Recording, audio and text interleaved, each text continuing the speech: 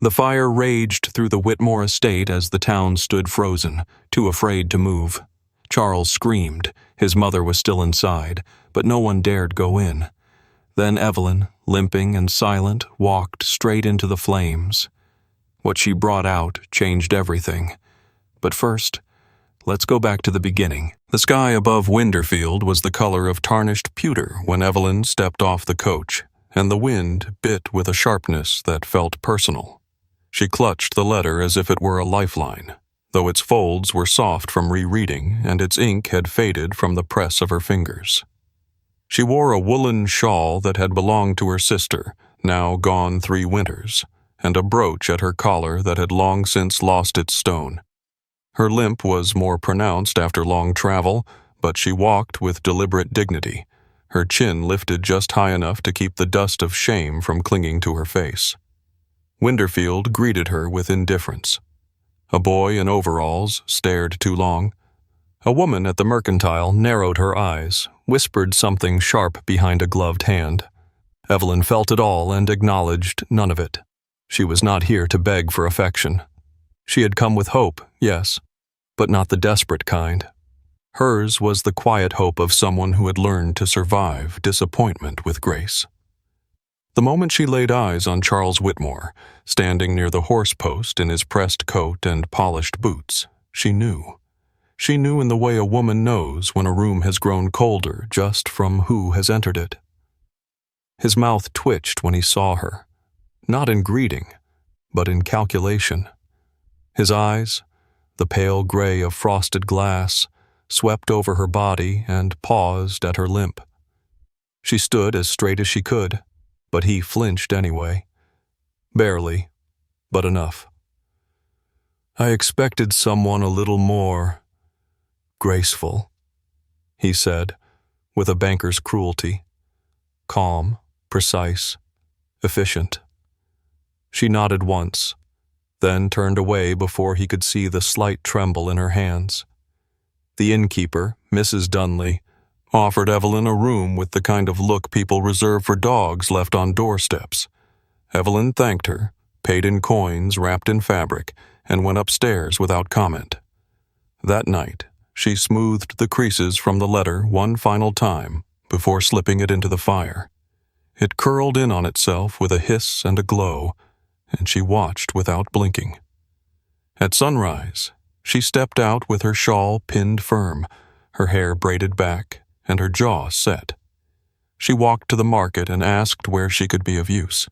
She asked without shame, because she'd already survived worse than pity. The weight of a small town's judgment isn't loud. It's quiet and constant, like dust that settles on every surface, no matter how often you clean. In Winterfield, people didn't throw stones. They offered glances sharp enough to cut, and Evelyn, despite her quietness, made ripples the moment she arrived alone, limping and unclaimed.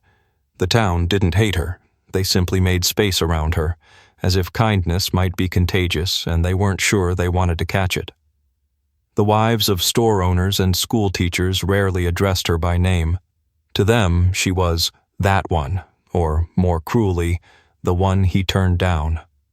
They said it with lifted brows and pursed lips, and the sound carried further than intended. Even those who meant no harm would slip. "Such a shame, poor thing," or "You have to admire her spirit," like she was a wounded bird that refused to stay on the ground. Evelyn noticed every comment, every breath held too long in her presence.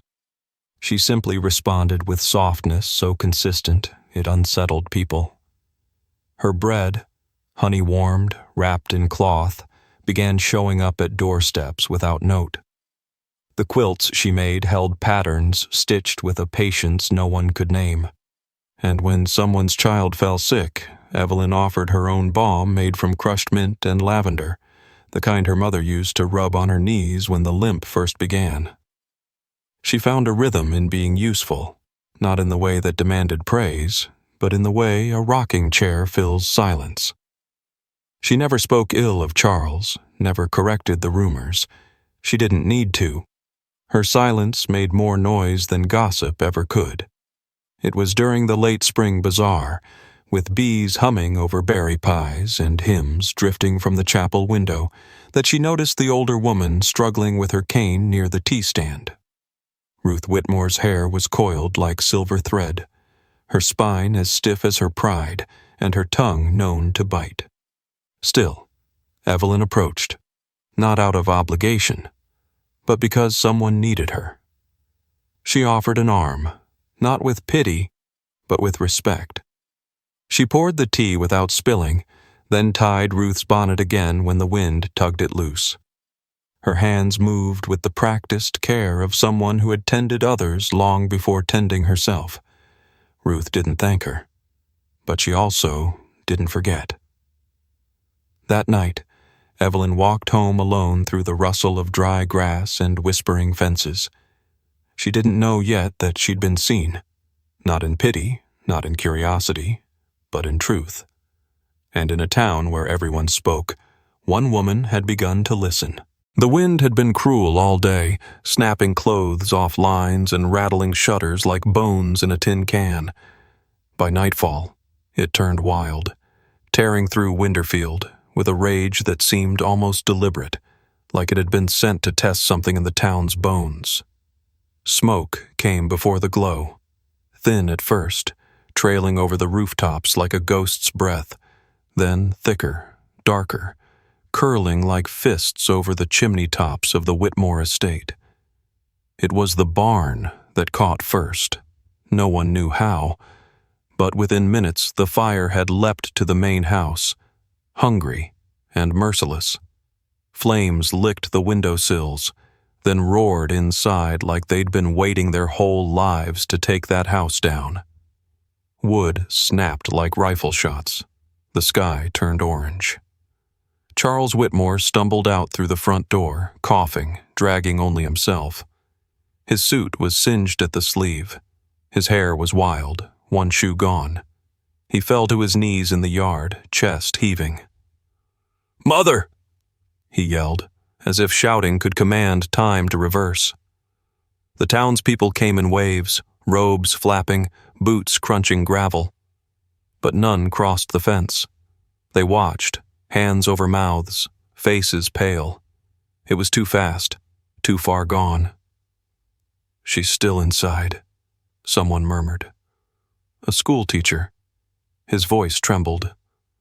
"No one can go in," came another. "Those stairs will be ash in seconds." Charles stumbled to his feet. Took one step. Stopped. I can't." Then Evelyn appeared. No cries, no announcements. Just a figure with a shawl tied tight, soaking the edge of it in a basin by the fence, wrapping it across her mouth. Her limp slowed her, but not her resolve. She moved with a terrifying calm, the way some people pray, with full knowledge they might not be heard. She passed Charles without looking at him. The fire surged as she vanished into the smoke. The crowd gasped like a single body.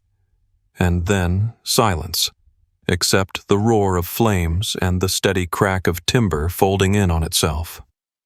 People shifted. Some turned away. Charles screamed her name now, too, but it was useless noise against the wind. Then, movement. The front door burst open, not wide, but just enough. Evelyn staggered forward, blackened and wheezing. On her back, swaddled in a scorched quilt, was Ruth Whitmore. Her hair half singed, her arm curled around Evelyn's shoulder in a limp embrace. Not a soul spoke. Some cried. Some knelt.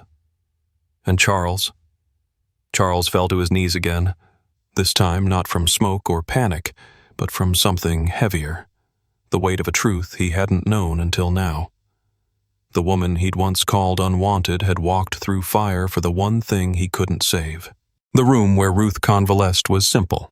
A rocker by the window, a tray with tea stained at the rim, and a stack of worn novels Evelyn had quietly brought from the church library.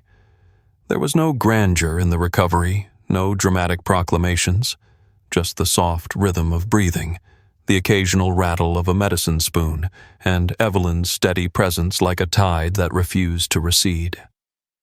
Ruth's hand, veined and fragile, remained twined with Evelyn's for days after the fire. Not out of fear, but conviction. Something had shifted between them, something that words would only cheapen.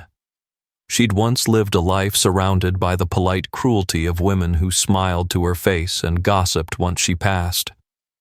But Evelyn sat in silence when silence was needed, spoke with warmth when warmth was owed, and expected nothing in return. That kind of loyalty couldn't be bought, only earned through the small acts no one else remembered to do. Charles's visits began quietly. The first time he stood in the doorway, hat in hand, the smoke of shame still clinging to his coat. His mother was asleep, but Evelyn looked up briefly from the quilt she was stitching. He didn't sit, just said, "I misjudged you," with a voice that had lost its polished edge. Evelyn said nothing. Her needle threaded back through the cloth, her face unreadable. The quilt in her lap bore patches of navy and rust, lined with delicate embroidery, wheat stalks, stars, and in the bottom corner, a phrase stitched so small it could only be meant for one reader. "A strong heart walks true." He came again, this time with a book on herbcraft. Evelyn placed it on the shelf without comment. Another time, he brought silence, and she did not try to fill it. But it was the day he returned with wild roses, rough cut and trembling in his hand, that the air between them shifted. "I don't expect forgiveness," he said, "but I'd be honored if you'd walk beside me." Evelyn's fingers paused at the hem of the quilt. She looked up, not with bitterness, but with the quiet power of someone who knew her worth had never required his approval. "I won't walk behind you," she said. Charles's throat moved as he swallowed. "Beside me, then. Only beside." They wed beneath the cottonwoods in late April. The air was sweet with new grass, and Ruth sat front row with a shawl across her lap and pride in her eyes. Townsfolk who once whispered behind Evelyn's back now stood to applaud her in full view. Children brought flowers. The baker wept, and when Charles introduced her that day, he didn't speak as a banker or a man seeking penance. He spoke as someone changed. "This is Evelyn," he said. "She saved my mother's life and taught me how to live mine."